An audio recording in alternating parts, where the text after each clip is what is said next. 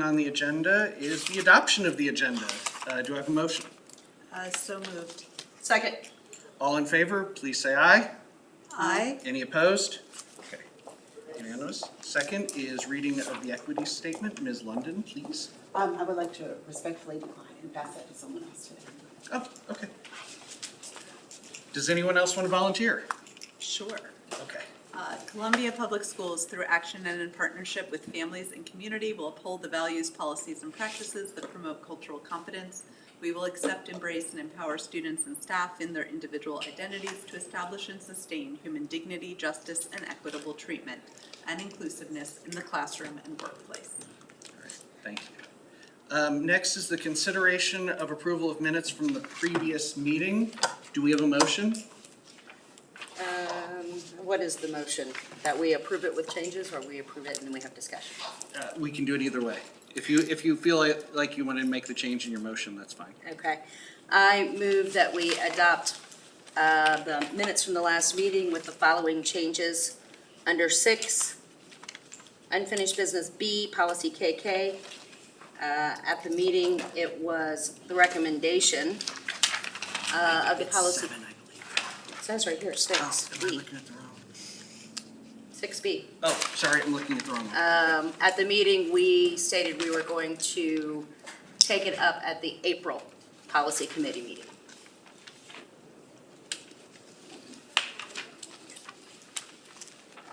All right, That's the only correction I see. okay. Do I have a second? Second? All right, is there any discussion? All right, all in favor of the minutes with the one edit stated by April, please state aye. Aye. Aye. All opposed? I'm going to abstain because I wasn't here and cannot confirm nor deny the accuracy of the minutes. We have video now, you know. I know, it's been a busy it's been a busy month. It's all good. All right, thank you. Next thing on the agenda is policies for review without changes. Do we have any motions? I move that we adopt the list of policies A through F on the agenda. Reviewed, no changes. Second. So these are all policies that are probably, I think, 10 years or more old. And I went through and compared them all to what current MSBA core policies are to see if I thought we needed any changes. And then, of course, they were shared with administration as well. And so they currently match core policy and seem to still be in line with what our practices are. All right. Any other discussion? All right, so all in favor of reviewing for the review of the policies without changes, please say aye. Aye. Aye. Any opposed? All right. I guess Meredith will get that vote down whenever she returns. Yeah, I wrote it down too. Okay. I'm imagining she went to go collect EBB. Right, which is actually the next thing on the agenda, so I hope. Here she is. Ah, perfect. Yes. All right, thank you. All right, so the next thing on the agenda is EBB, which has one recommended change from administration. Do we have any motions? I move that we accept policy EBB as presented. Second. All right, This sentence was a result of my comparison between our policy. This was an example of one that I would have recommended review with no changes. But when I reviewed it with MSBA, they had added in the section under universal precautions. right. So I shared that with administration, and this is what we're getting. All right. So that's how that came about. So in other words, with this addition, it will match MSBA core policy. Yes. Okay. Is there any other discussion? Do you think that we need to flesh out what universal precautions? You have another policy that you guys are still considering, and right now off the top of my head, it starts with a G. I sent EBB and G something at the same time. It also deals with some universal precautions, but there were quite a bit more changes in that policy from what we have, from what MSBA currently has, so I just figure administration's still looking at that. Okay, So, I'm not sure. I mean, Carla, what did you think? I mean, I don't know who from administration looks at. we all do. Okay. Yeah, we all do. And then may have gone to Jen Maddox nursing, so we can follow up with her.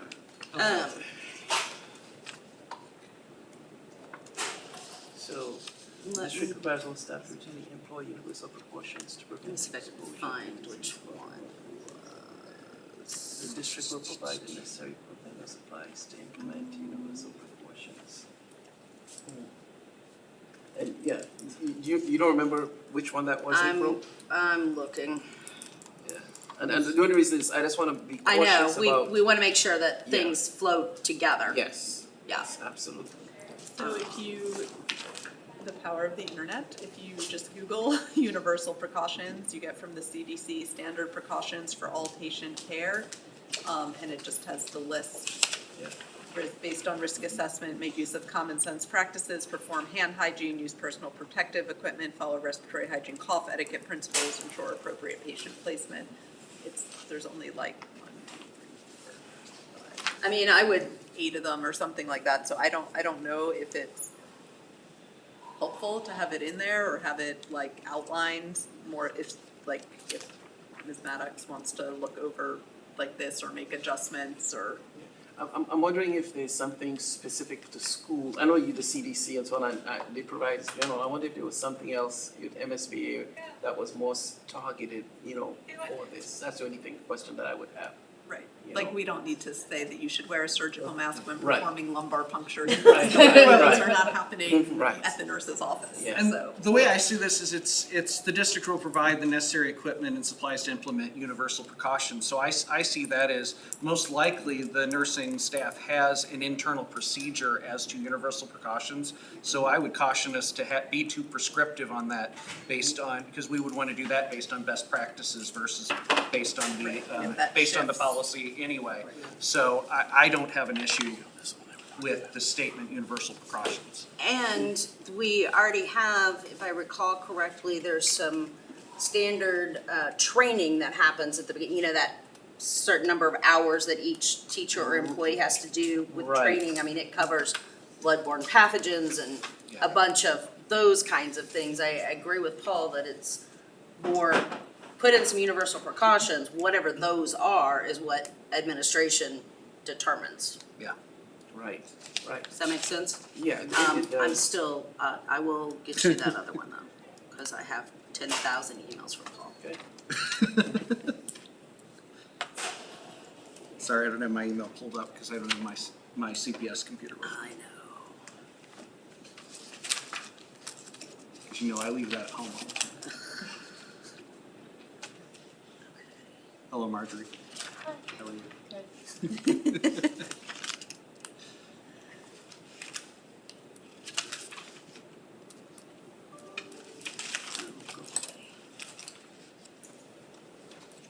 I'm so sorry. That's fine.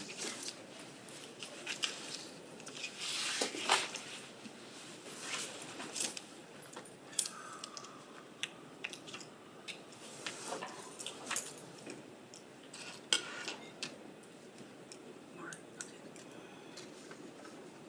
okay.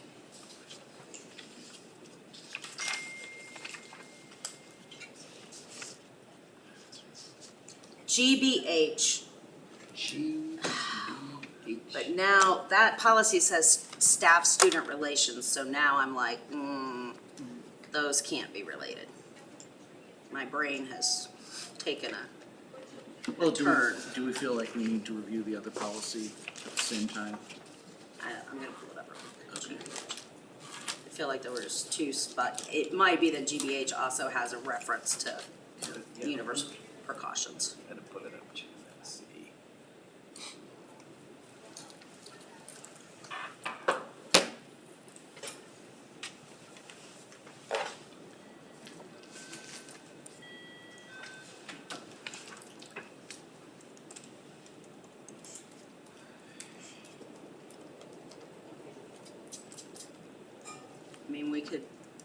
got a lot to discuss, so. We can, Would, from an administrative standpoint, would it feel better, is the concern with universal precautions is that can be interpreted differently? Would it feel better if it was something, if it referenced like universal precautions and best practices as determined by whatever the position, like the head nurse or something like that? Yes, yes. Just so that there's like a reference to somebody that could answer what these precautions and practices are? Yes, definitely. That would, I think, help us to, so we're not going too broad. So that there's at least a place Yes. to go to find out like what are the best practices that we have in place? Okay. Who would be the person or the Madam Chair, position, Madam what, I mean, cause we would wanna name the position, right, not the individual? So it'd be Director of Nursing. Okay, Director of Nursing. Director of Health Services, we get that right, I'm sorry, Okay. Director of Health Services. So I'm hearing that you want to move to add the phrase "as determined by the Director of Health Services" after the word precaution. Yes. yes. Do I have a second? second. All right, is there any discussion on that motion? Can you repeat that once we, Yes, so the motion, the main motion on the floor is to approve this. The secondary motion right now that we're actually talking about is to add the words "as determined by the Director of Health Services" under, as the phrase to end the green section as it's currently written. and that would be precautions, comma, as determined? Yes, yes, you're right. Comma, Health services, okay.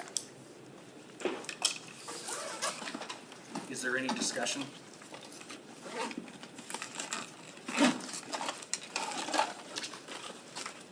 All right, all in favor of amending as moved, please say aye.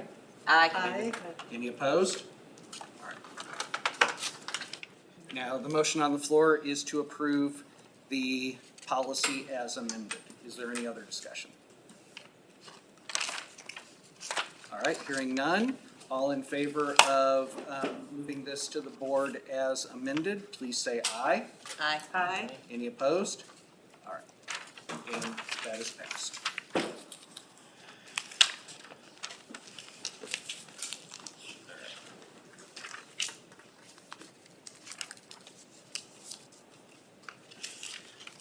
All right, so the next up is IKE.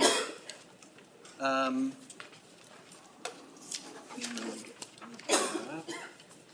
do I have a motion? That's this one. Oh. I'm trying to find it in my packet. Where's it? It's right, it's still right after I pulled EBB out. Okay, section 4. section 4. Got it, okay. All right. All right, there we go. IKE. All right, is this what was on our packet?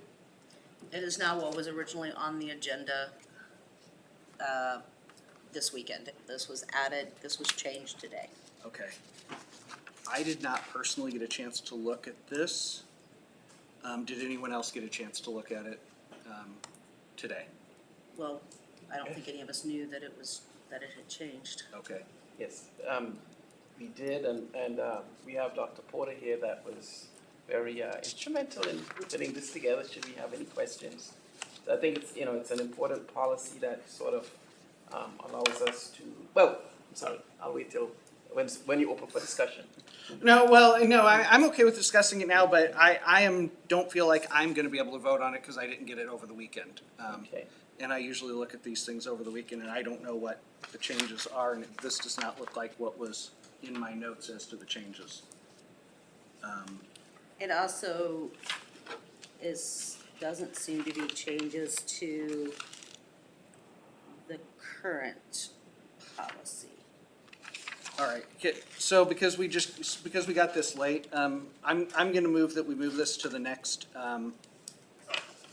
meeting, so that we can get a chance to review and so that we can look at it, without being rushed. Second. Any discussion? I think the only thing that I would ask, I mean, I think this is really helpful, what was given to us, fully. But what would also be helpful is, like, normally we'll get like the original policy, and if there's a part that we're taking out, it'll be struck out. And then if there's a part that we're gonna add, it'll be in green, and so, anything like that, because I'm noticing there's a whole sentence under retention that's not on this document that we're given. So I think Dr. Porter would like to address Yeah, that. absolutely. Yeah, Could I go do ahead, that? go ahead. Yes, please Go ahead. do. From here? Okay. Yeah, no, that's. Whatever you want. Oh, I can go. Yeah. You can Oh, come up sorry. near us. We won't bite. But you may want to direct your voice sideways, because a lot of In case times they anybody can't can't hear hear. whenever your back's to people, Yeah. so. Okay. Yeah. So I apologize not putting it in red. Oh, no, The that's only two changes are the two in red. The draft that was, I think, uploaded, Meredith, to Assembly, had extra parts that we actually took out. So the parts that we took out were not parts of the policy that we edited or deleted. They were notes from, as Dr. Yearwood said, we've been working on this for a long time, so they're kind of notes from our little committee, and then those were taken out. So in September, administration brought it to the policy committee, and we approved it and sent it to the board, and the board approved it, Okay. which is the policy that's currently online. And what was taken, what was online, what was in the agenda this weekend had removed the sentence, if a student has a substantial reading deficiency at the end of third grade. It's the very last sentence on our current policy. And it had been reworded.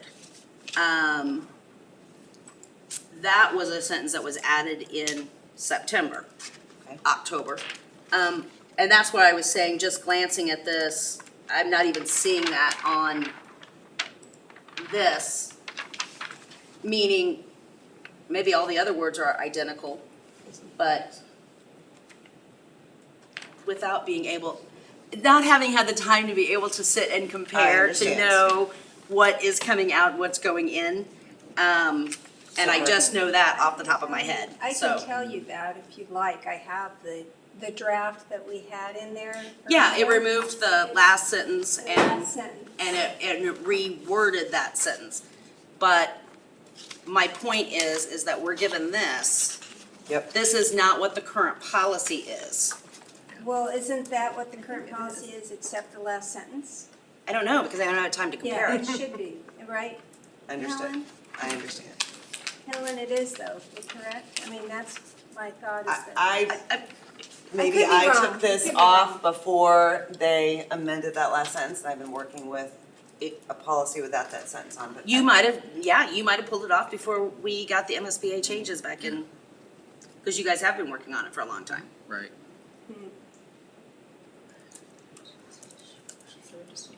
Okay. Is there any other discussion? What's the motion? The motion on the floor is to move this to next month so we can get a chance to look at it, since it just popped up today. All right, all Did in we have favor? a second? Yes. Yes. Okay. All in favor, please say aye. Aye. Any opposed? All right. Sorry. Oh, no, this is all learning Yeah. for me. We just want to see you again. Yes, Wonderful, can't wait. all right. I always love seeing you again. So this will move to May. Cool. All right. That'll be easy peasy. And then the next one is IKF. Is there a motion, or do we need to discuss first?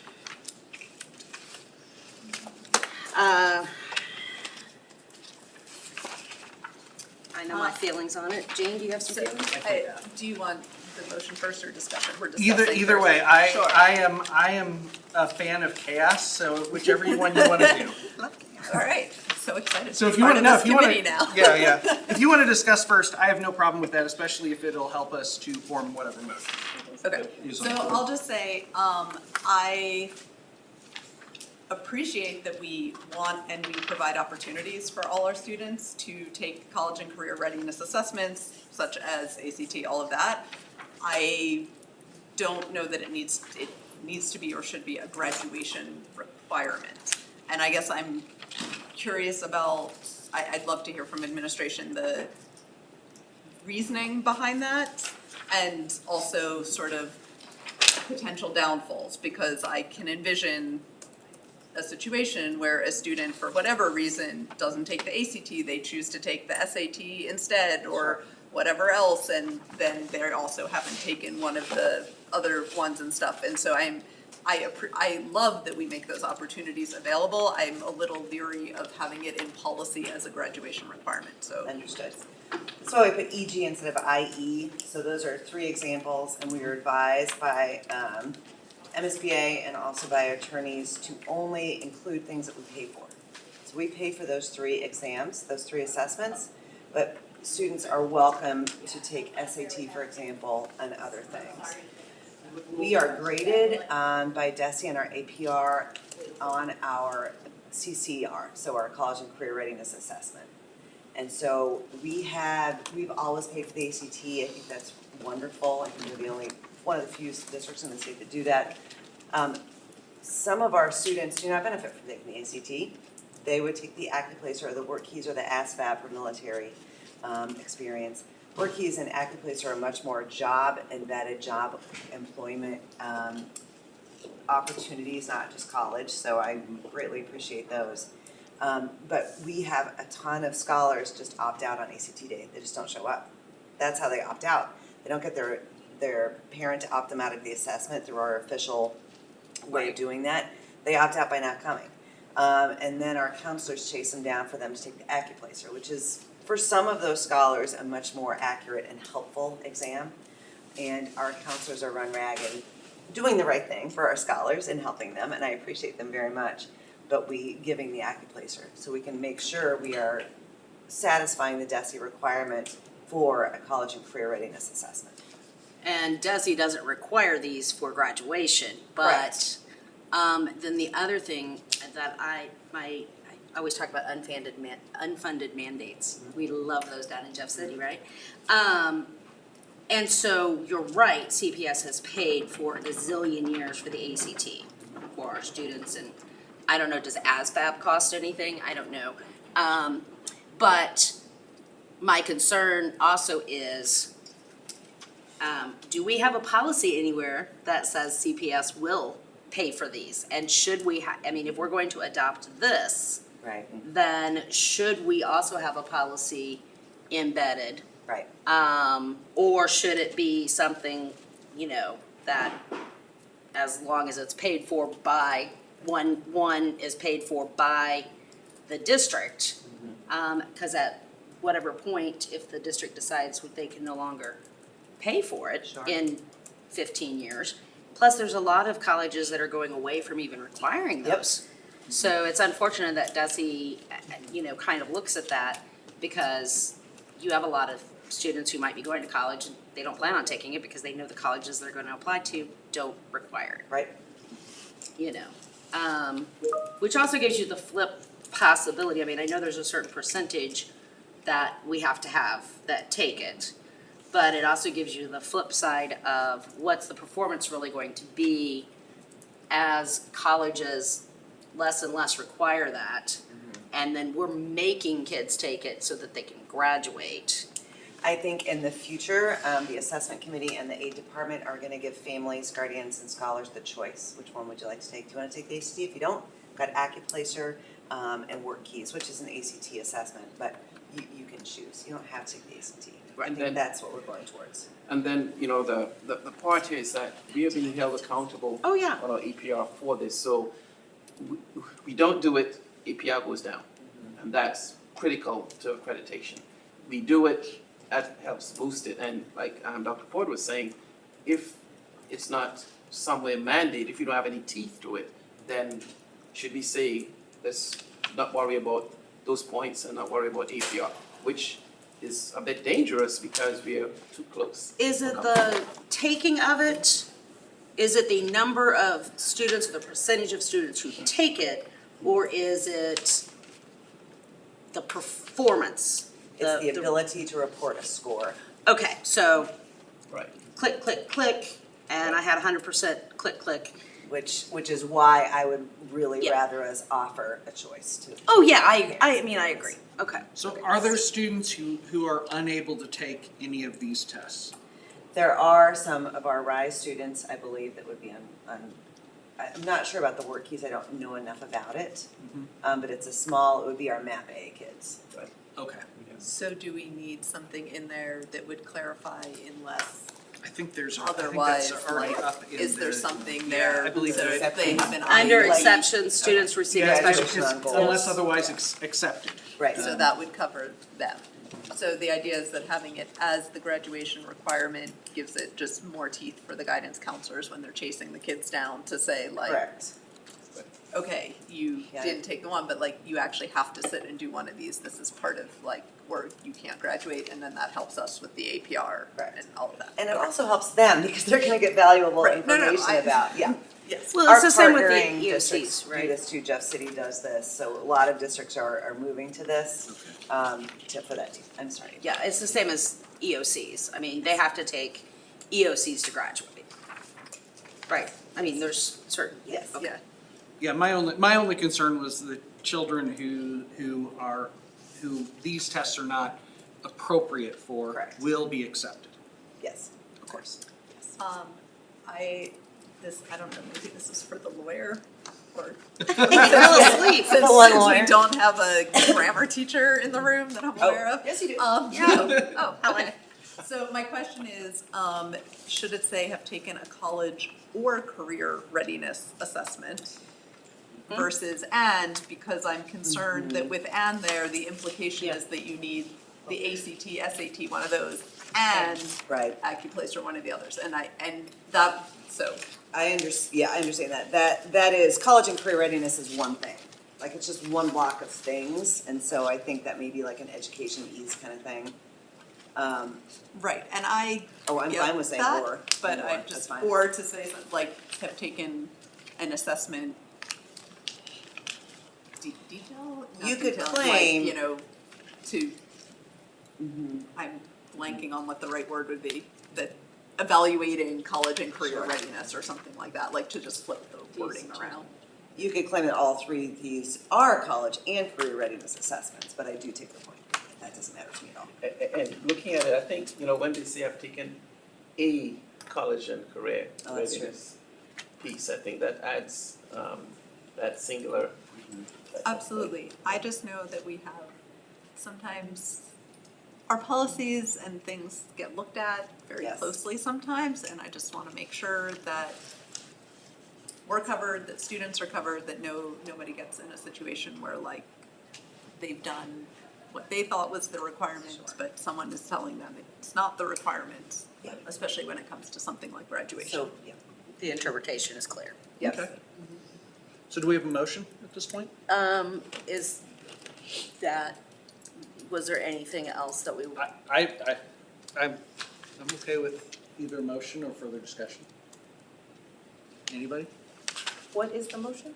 There isn't one yet. That's what I'm asking. I'm asking if somebody has a motion, because it sounded like the discussion was winding up. Do we need anything in there about being covered by the district financially? That's, I mean, things change, people change, right? I think if it's a requirement for graduation, we have to supply it. Right, yeah. I think that is, that by That's saying, true. by I mean, saying that's- it's a yeah. requirement for graduation, Yes. that means we do have to provide the opportunity.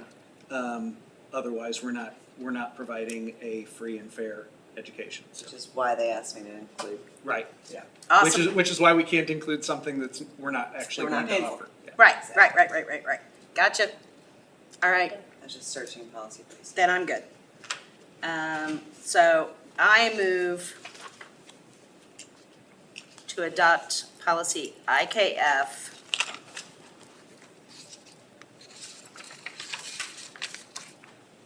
as presented except changing the word and to or. Okay, do we have a second? Second. All right, any further discussion? All right, hearing none, all in favor, please say aye. Aye. Any opposed? All right, and that passes. Okay, yay. As amended.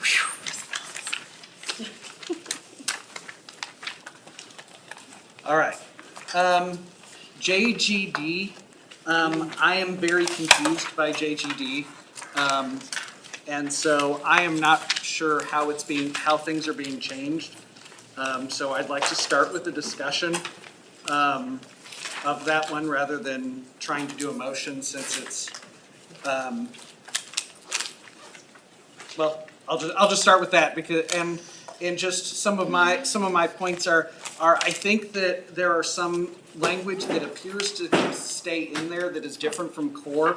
And it doesn't make sense to me, the appeal for the 3 to 10 days, which appear to be beyond core, because the appeals for those will take you beyond the 10 days. And so that doesn't make sense to me that that the appeal would not be somehow expedited to be during that period for which they're under appeal. And some of the other steps seem inconsistent, but I'm just throwing that out there as some of my discussion points. I would agree with that. To me, that seems, it seems very burdensome, like that it should be a little expedited. I also, I guess generally, but also looking at, like the more than 10 days and stuff too.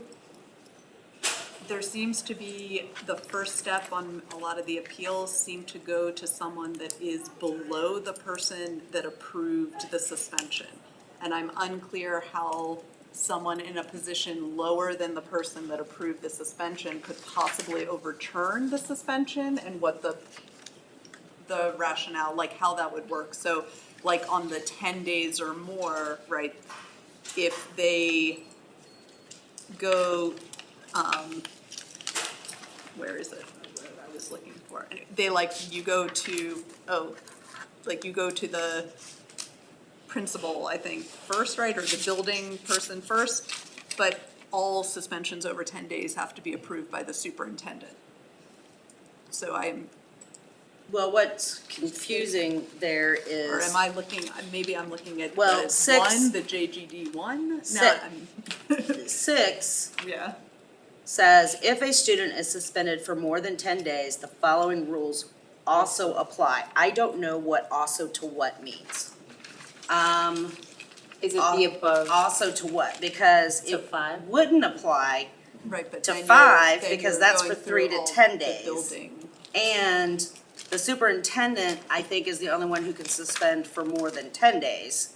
So you wouldn't appeal to the principal if the superintendent is the one who has suspended you. We are the only district that I can find of the 256 that I looked at that have this number 5. So for me too, I'm like, why, what is so unique about Columbia? And that's all, there's Springfield and there's all kinds of other districts, but what, and again, as Paul pointed out, I mean, if you're suspended for 3 to 10 days and you go through this process, I think you're gonna be on like day 30 before, if you end up getting to go through the whole thing. So that Right. doesn't seem to match up. I also, this is new policy that we'll be implementing. No. This is, This policy, JGDR1, has been in place since May of 2003.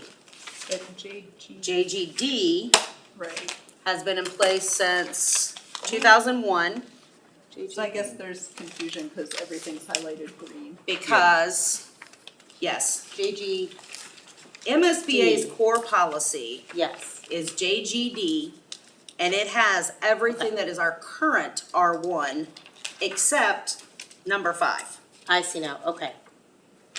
We were originally given JGD R1 with the changes, Yes. okay? But then it seems that it was recommended that we take JGDR1 and put it into JGD, so then everything turned green. Got it. So I was really confused. So yes. the changes are in the R1, and then if we approve the R1, we It'll could go put them We can into put it into JGD. Yeah, because that's the way most districts have it. Okay, not as and two separate. JGD core policy has everything that we have in JGD and in JGD R1, except for item 5, does not exist in MSBA core policy or. Got it. And there's a few other Anything that I can wording find. differences, I believe, but Okay. for the most part, It's- right in that 5. Oh, in the 5, yeah, I mean, 5 just doesn't even, it just doesn't even exist. Okay. So do we need to just go ahead and review 5, then we can go down the list and sort of review what's important here and not important here In I mean- JGDR1. Yeah. Okay. in JGDR1. Yeah, because that's where some of these. That's where the changes have been Right. needed. Okay, so. Okay, And it's really, the 5 is where a lot of the confusion lies. okay. So, Um, okay, yes, involving suspension. And quite frankly, what confuses a lot of parents are those. And, yes. Which is what prompted me to flag this, because I do hear from parents who are confused. And attorneys. Yeah. So, what they did is, looks like, JGD R1, you're right, was put into the new JGD. And it looks Got like there was a little bit more expansion or explanation in the new JGD that has more of the green. So, I think what the impetus here is to do away with JGD R1 and just focus on what the new policy Right. is saying in JGD. And that's what I'm saying is, do we need to go through that section 5? Section 5 that adds a little bit more to JGD and fresh see what's in there to add more to it. The proposed changes Mhm. in JGD R1 Mhm. have been already put in to this new one. So like if I'm looking at 5D step 1, right? That final sentence that has changes to add in writing within 5 business days Mhm. is included in the green section that is included in what we were given for JGD. Yes. But I was just gonna say, I find it easier to see some of the initial changes Yeah. here, because otherwise you're just looking Right. at all. Yeah, that's Green. why the Well, R1 I tried to was. make it look that way. It And I will wouldn't say allow too, me. this is different than what I looked at yesterday, or that you and I talked about over the phone, this printout.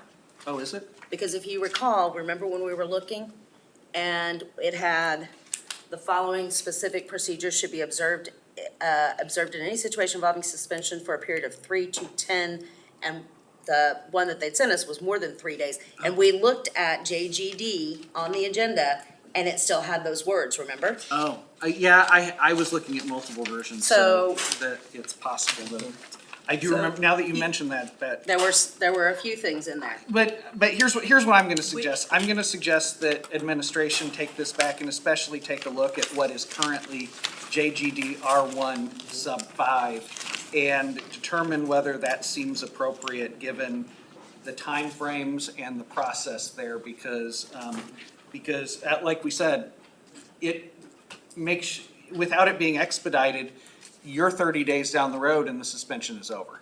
Right. Right, so question for you, just to clarify, so we're doing away with JGDR1, we don't wanna do this, we wanna look at this, With- JGD. We're incorporating things Yeah. from here into Yeah. this. So, if we look at this and make changes to this, then we have to go back and make changes to this one as well. What So- we'd like, so- yeah.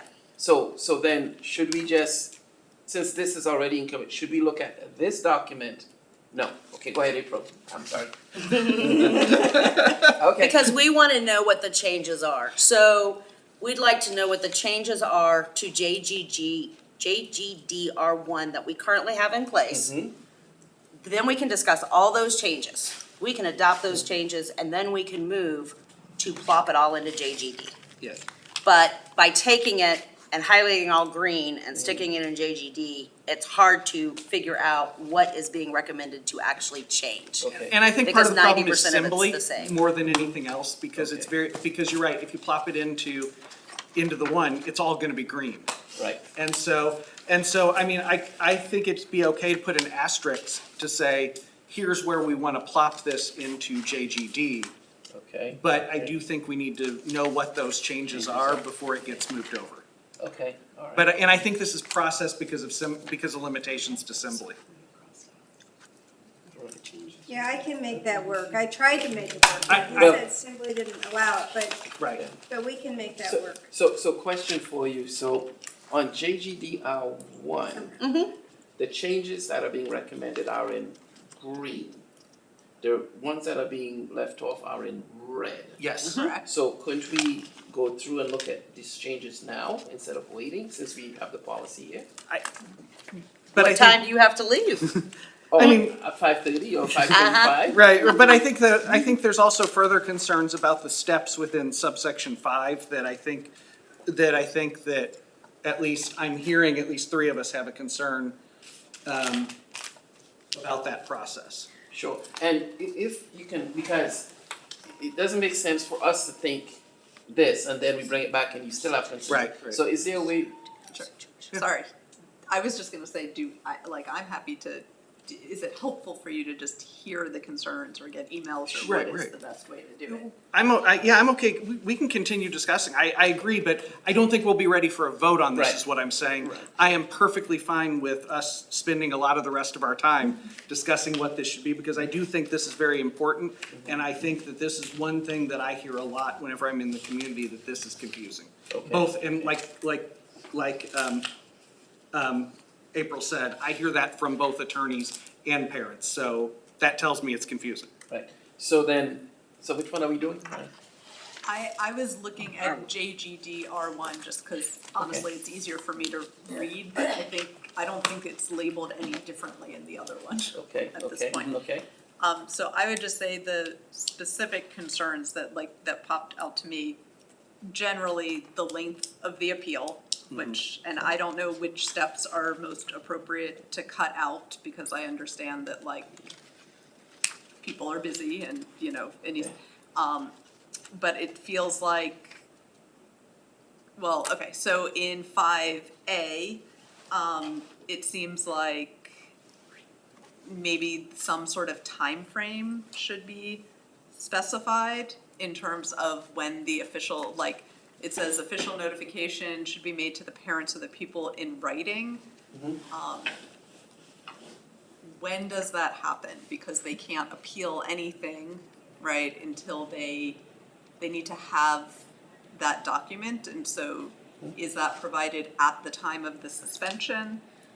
Is that provided, so I would like to see some, it feels like there needs to be some clarification of when that happens. And then in terms of the various steps, provided opportunity for a personal conference, again, when can all this happen? If someone has a 5-day suspension and you say, we'll get back to you within 5 days, their kids just missed a week of school, suspended, before they even have an opportunity to I'm discuss it with anyone. I thought that the suspension couldn't be implemented until after the appeal process. Did I read this wrong? Oh, no. So that's Or is that in the another piece, other- in the over 10 days, it says it could be suspended, but that also is not part of this process. So I don't know if the administration would want to recommend that as part of this process as on the shorter one, or if that extends it too long. But I think that's part of the issue, is that it goes.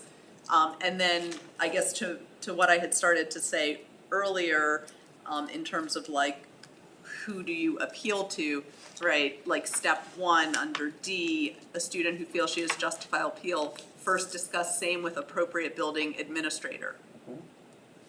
Does that mean the person who issued the suspension? Is that the principal? So they've already, the assistant principal? Assistant principal or principal. whoever has, So I believe it says that only principals can Right. issue the suspensions. It does. Which means First meeting with line. an assistant principal is, again, you're meeting with someone below the person that made the decision, so I'm not sure. And doesn't seem to be any way to do it, like it says, the objective is to resolve the matter informally at this level of contact. They've already been suspended. It's already past the informal level, right? Like, what would be an informal resolution once they're suspended? Okay. Do you know what I mean? Like, I'm just trying, so I'm just like, I think that this is part of like the confusion and in terms of like trying to expedite who do they go to appeal.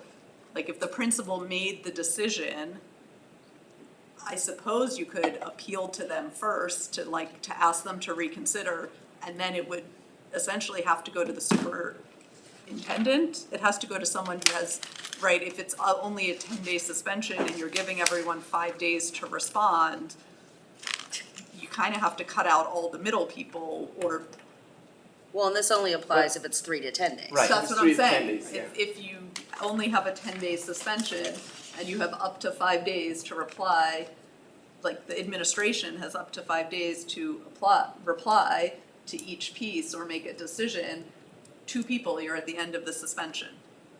And I guess my question would be, why does CPS feel, because I don't implement this policy, but why does CPS feel like we need this piece? Because there's some offenses that do require a certain time period, and based upon our behavior matrix, 3 to 10 days is appropriate. Sure, I get that. I'm just wondering, when I was looking at, and when you look at core policy, they don't have, they have like, you're suspended, which is up to 10 days. Right. The 10 days to 180 days, what that looks like, and over 180 days. And then in there, we decided that if it's between 3 and 10 days and you want to appeal, then we need to go through all of these steps as well. And so I was just wondering, how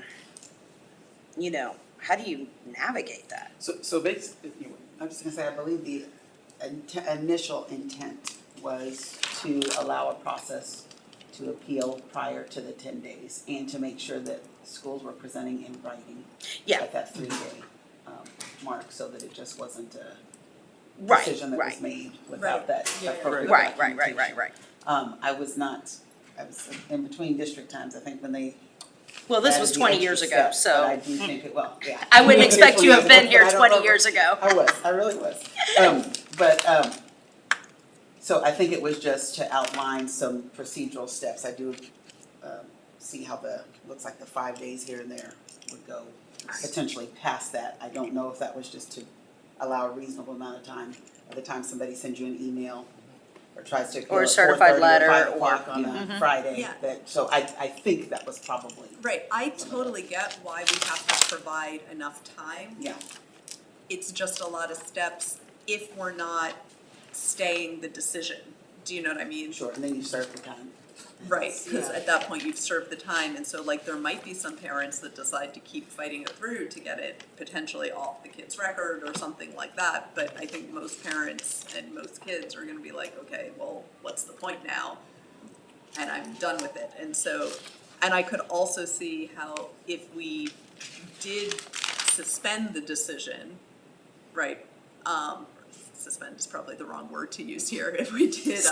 Stay, thank you, the decision, and we also have all these steps that could take up to a month, then if it is not reversed at any point, that feels like a very long time for a student to potentially still be in school and then suddenly get yanked out of school, right, for like. Something they did a month ago. For 3 to 10 days, like for something they did a month ago. It's like, I don't know what the best way to navigate it is, because you are gonna have way more experience in terms of like the actual implementation of it. And so I think it seems like maybe just the process needs to be streamlined a little bit, like remove some of the steps. Just for Yeah. simplicity's sake, I guess. So typically, on a 3 to 5 day, typically within a day of the offense or that same day, because we're not gonna wait 2 or 3 days to suspend someone. Right. If something happens, typically that same day, that child is being suspended. So that suspension, let's say something happens on a Monday, typically on that Monday, they're calling parents, getting that suspension in place.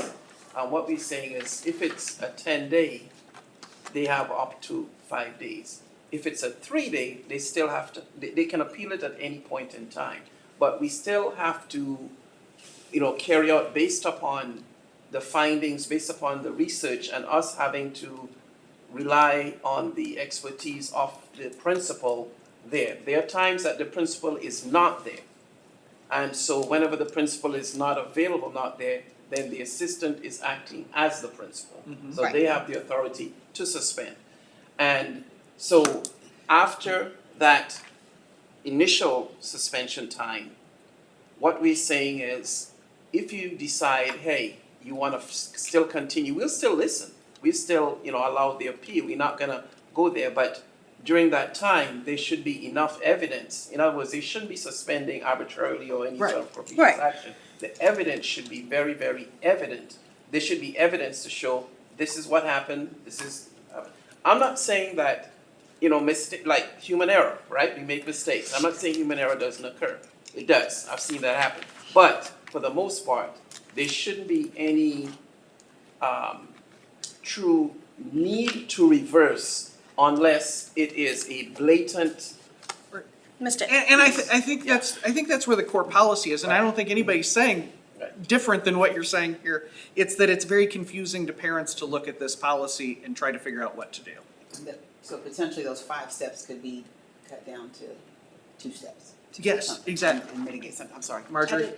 Dr. Reed, you mentioned there was a matrix, I believe? or- Yes, a behavior matrix. Is that something or is that just for teachers and administrators? It's an internal guidance document. Okay, it's not something that parents would, They're have access welcome to. to come in and look over it, but it's a living document, so Okay. we make changes to it, so. okay. It's been published several times in the agenda for the board. I don't remember when the last time it was, Okay. but it has been in the board agenda before. And- Early this and- spring in one of the work And sessions. you had a really good presentation on it. Which would be talking on about video. it. Yeah. But watch the date on it because it does change. Yeah. So, yeah, I echo Jean's concerns, and then with number 6, it's just the, I don't understand following rules also apply. So, because if you're suspended more than 10 days, that's a superintendent decision. So they certainly wouldn't go back and do number 5, which is all these other, So does that one should just be the following rules apply? I would think. Well, Just But I don't know. removing the also? I think that was, 6 was always read as the also after like 5, A through C. So we're still saying you have to provide in writing, and you still have to give the opportunity for a conference. I think those are the things that Right. Oh, got it. still I- should occur. I And s- then also, And I think that's been your process. My thing is that parents can't read it and know that. Yeah.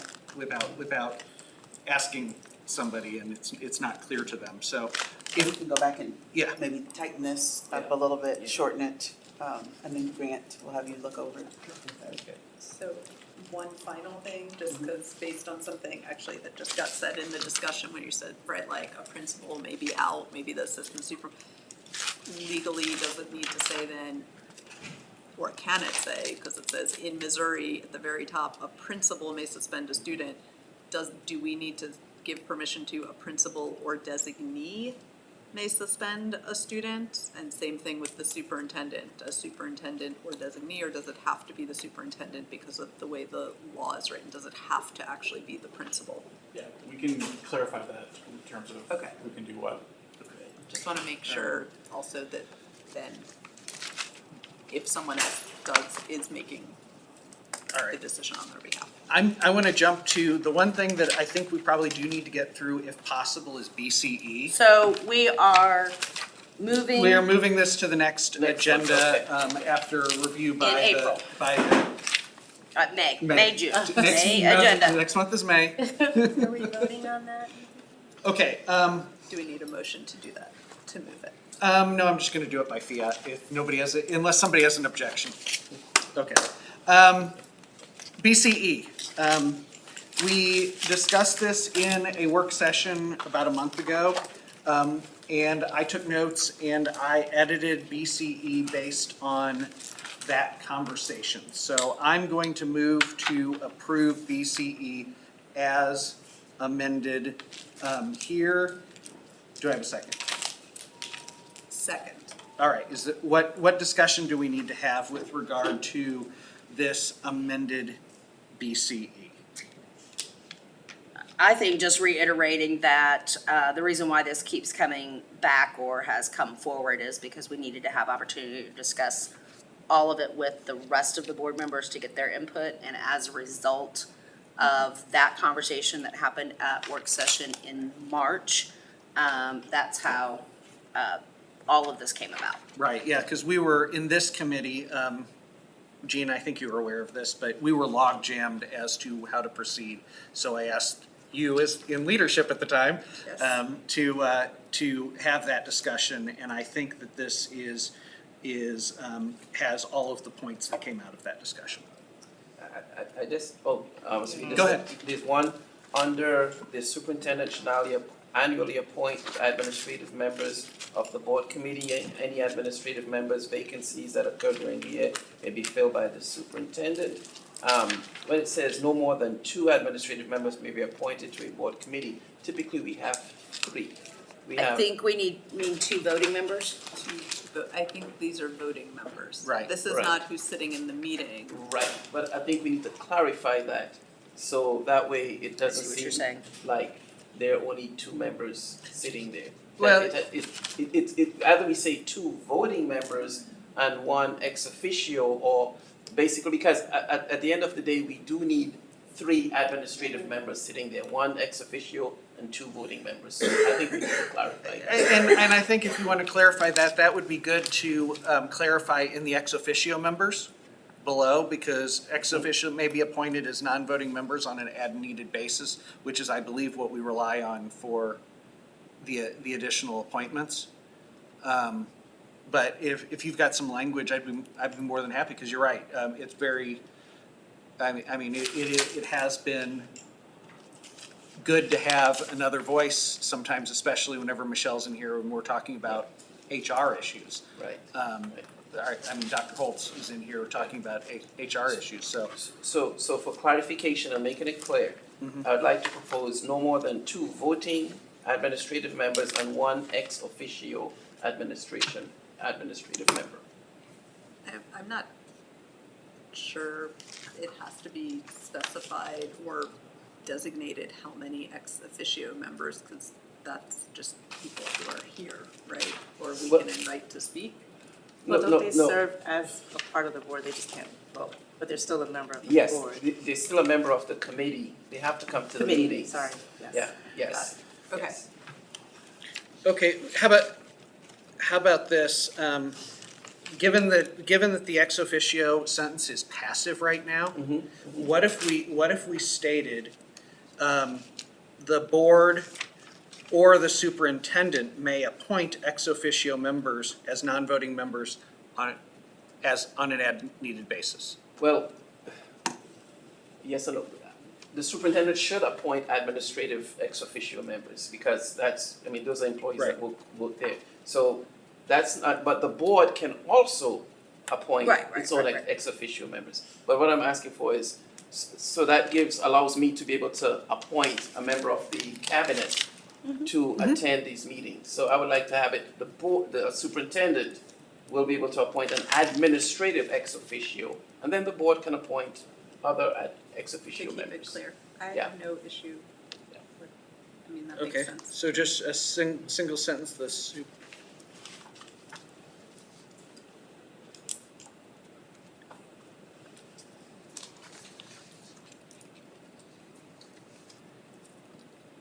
the superintendent may appoint one Administrative administrative, ex officio. And then are we also, the proposal, right, was to change up top the or not all the Well, way to the and- top, the superintendent shall annually appoint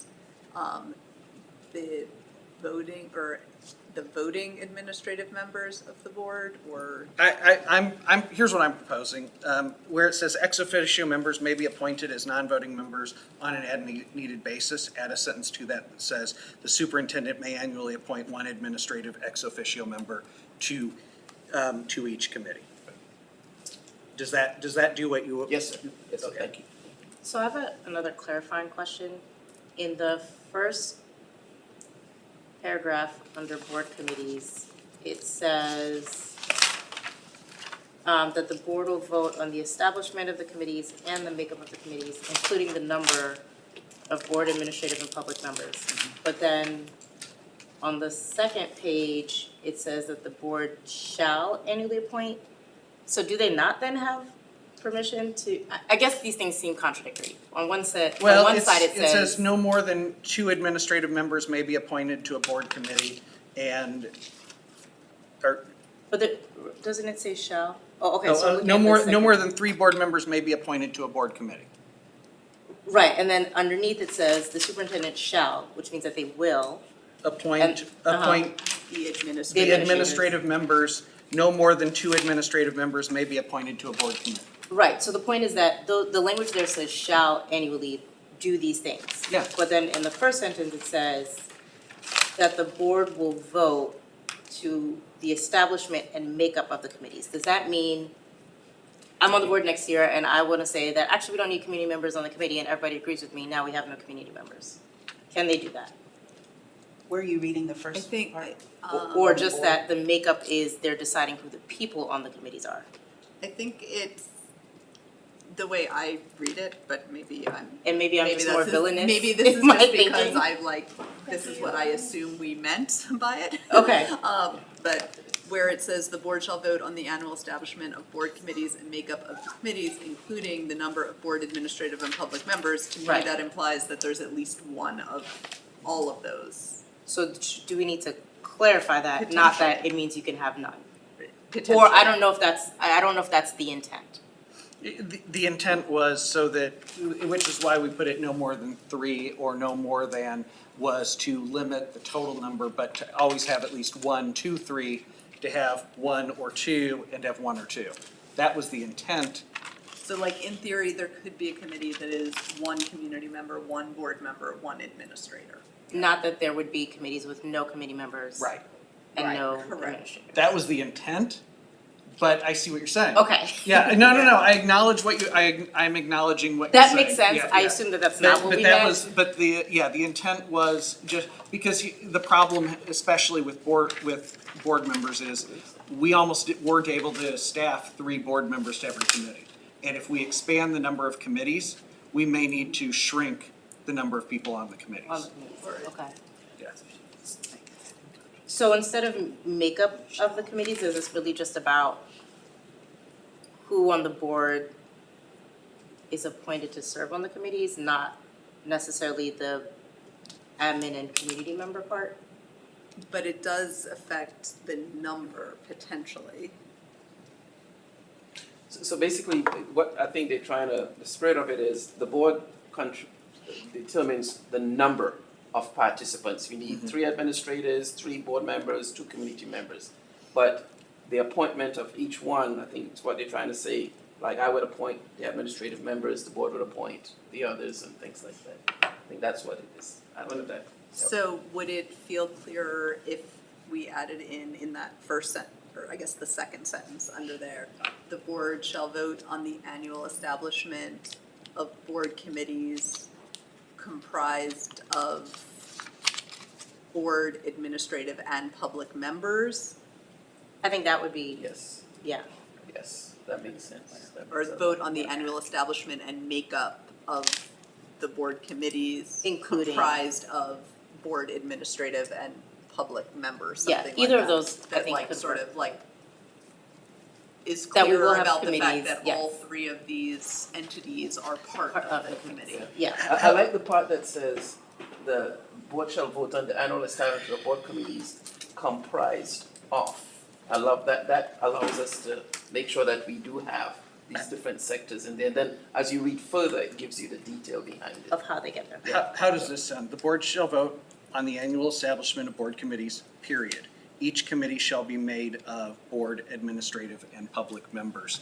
And then later on, it says how those are appointed.